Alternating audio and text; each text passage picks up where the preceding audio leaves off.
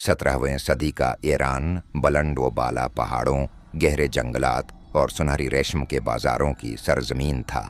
इसी सरजमीन के एक गांव खौरमाबाद में एक हुसैन और मासूम लड़की एलना है। अपनी दादी के साथ रहती थी।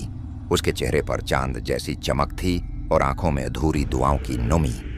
एलना की जिंदगी में सब कुछ ठीक था, जब तक कि गांव में दाहमा नाम की एक बदनाम जादूगरनी का साया न पड़ा। वो एक पुरानी देवी की पुजारी थी, जो नौजवान लड़कियों की रूहों को कैद करके अपनी ताकत बढ़ाती थी। जब दाहमा ने एलना को देखा तो उसकी खूबसूरती और मासूमियत से हसद में जल उठी। एक रात जब पूरा गांव नींद में था, दाहमा ने एलना पर जादू कर दिया। उसकी आंखें सर्ख हो गईं, जबान खामोश हो गई और वो अब इंसान न रही। वो एक दिन यानी जादू की कैद में जकड़ी हुई रूह बन गई। उसका दिल अब भी इंसानों जैसा था, लेकिन जिस्म जादू के शिकंजे में था। उसी दौरान शमाली ईरान के पहाड़ों से एक बहादुर शहजादा शहरयार शिकार के दौरान इस गांव में पहुंचा। वो जब एलना से पहली बार मिला तो उसने फौरन उसकी रूह में छिपी बेबसी को महसूस कर लिया। उसे एहसास हुआ कि ये लड़की किसी कैद में है और वो उसे आज़ाद कराने के लिए कसम खा बैठा।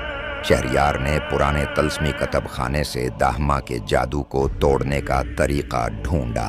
उसे पता चला कि सिर्फ सच्ची मोहब्बत और सहर की रात में एक खास जादुई आबशार के नीचे नोरी पत्थर रखने से एलना आज़ाद हो सकती है।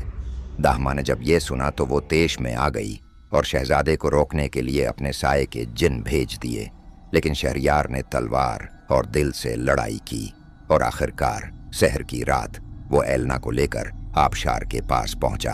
नोरी पत्थर रखे गए, आसमान पर चांद ने एकदम चमकना शुरू किया और एलना की आंखों में रोशनी वापस आ गई। जादू टूट गया।